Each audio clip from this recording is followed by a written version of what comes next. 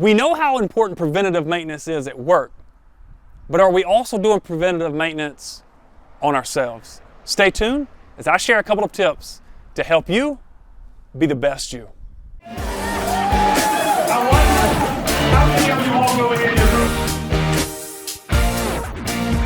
Hello and welcome back to another edition of A Cup of Joe. But this one is a little bit more special because this is a SCSPMA edition of A Cup of Joe. I want to first just say thank you. Thank you for all of the hard work that you continue to do to continue to make sure that all of our school and the grounds are the safest, most productive places for our students to learn and for our faculty and our staff to work. So thank you from the bottom of my heart. Thank you, thank you, thank you. But I also know that you understand the importance of preventative maintenance. You know that preventative maintenance is one of the greatest pieces of a school plant management plan. Why? Because it could save us from emergencies that may happen if we would just do the little work over time, invest a little bit of extra time, invest a little bit of extra money to do the preventative work. It should, right, eliminate, we at least hope it will reduce something big and major happening later on, like a HVAC system going out in a 100-degree day right in the middle of the summer or right before we're about to go out on break. And so the preventative maintenance are just those small steps to help us ensure that we're having the most effective and efficient systems in place. And so I know that you understand the importance of it, and for each of you, preventative maintenance looks different just depending on what your trade and what your specialty and skill is for the school district. But today I want to think about it and ask you this. What preventative maintenance are you doing for you? We're always thinking about the preventative maintenance for the school, and yes, that is important. But I know you. I know you all so well because my two older brothers, my father also, they don't work for a school district, but they're doing pretty much the same, very similar trade as you do. And here's what I know about them, and I know about you as well. You work hard. I mean, you work so hard. You put in a lot of effort and a lot of labor, and you put a lot of stress onto your body. And so I want to talk to you about the preventative maintenance that you could be doing with your mind and with your body. Yes, that's right. Today we're going to talk about preventative maintenance on who? On you. The first thing that I want to really encourage you to do is start to really be aware of what you're thinking. Like, what am I doing preventive? Like, what are the small steps that I could do to make sure that I'm learning the most? What am I doing to make sure that I can always have the competitive advantage in case something were to come up, like I might now be in a leadership position, or I want to gain that promotion, or maybe I want to enter into another department to help because that's really what I desire. So instead of waiting for the moment to get ready when the moment happens, I want you to start taking those small preventative maintenance steps to learn the trade. Learn where you're going to go instead of waiting for the opportunity to come and then you get ready.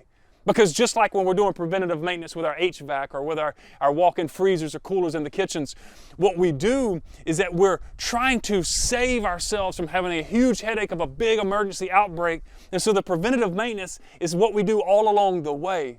And I believe that if you will truly be aware of what you're thinking, what you're learning, I believe that that's going to help you be prepared to be the most successful person that you can be. And yes, I'm talking about at work, but I'm also talking about at home because the thing that I know is everywhere you go, you are. And everywhere you are, I want you to be at 100%. Because you put so much hard work, you put so much effort, so much time into your trade, into your profession, that I want you to sometimes just take a step back and say, you know what? I need to do a little bit of preventative maintenance on my mind. And so for whatever that looks like, I just want you to think about that coming out of today's video. Like, how can I start taking a step each day to make sure that I'm listening to the right thing, make sure that I'm watching the right thing, make sure that what I'm feeding inside of my mind is preventative maintenance that's going to help me be more prepared for success down the road. The second piece of the preventative maintenance for you, for who? For you. The second piece of the preventative maintenance is I want you to think about, what am I doing for my body? I mean, the places and the areas that you have to, contort, twist, and the things you have to lift. And I mean, many of you never get off of your feet until you ride home at the end of the day when you sit in your vehicle. We need you to do preventative maintenance all along the way, because here's the thing. Yes, I want you to work for 30 years. Yes, I want you to work all the way until retirement. But I don't want you to work and not be at your top full potential. And I believe that requires us to take a look in two areas for our body. One is our fitness. What are we doing to just stay fit? Like during the day, do we take any time away to just take a walk? And you're like, Joe, come on now, bro. You just said you know how hard we work. No, I don't have time for that. But here's the thing. If you don't put in the preventative maintenance for your body and find some way to get active, to find some way to get your body moving, you're going to pay for it in an emergency maintenance down the road. Some of you have already experienced it. Some of you have already went through that emergency maintenance because you didn't do some of the small steps that you could have done, and now your doctor's forcing preventative maintenance. And now it's turned into what we call routine maintenance, when we could have just put in the work now to prevent it. The other piece of that is not only is your fitness, but I also want you to think about what is it that you eat. And I know, man, listen, I love fried chicken. I had fried chicken yesterday. I'm not going to get on this camera and act like that there aren't things that I need to be doing better as well.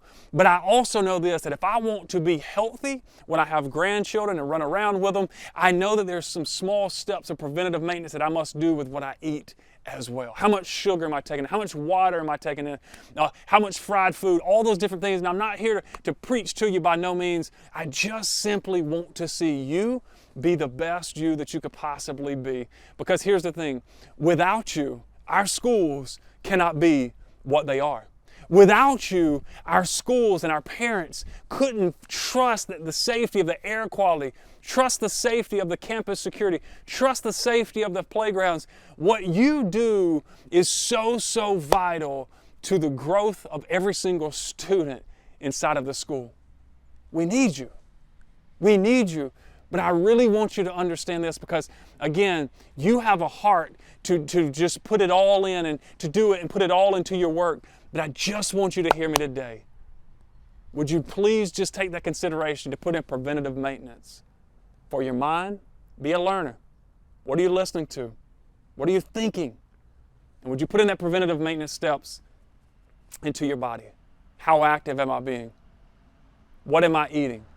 And just because you're moving and stuff at work, there's a different level of cardio that happens when you take a walk. There's something different that happens when you put in that extra step. I want to see you be the best you that you can possibly be. And I know that you have what it takes. And again, from a parent, thank you for all that you do to keep our children safe. And until we see you again next time, continue to give your all and be the person that you can be. And I thank you for listening to today's special edition of the SCSPMA Cup of Joe. Y'all take care.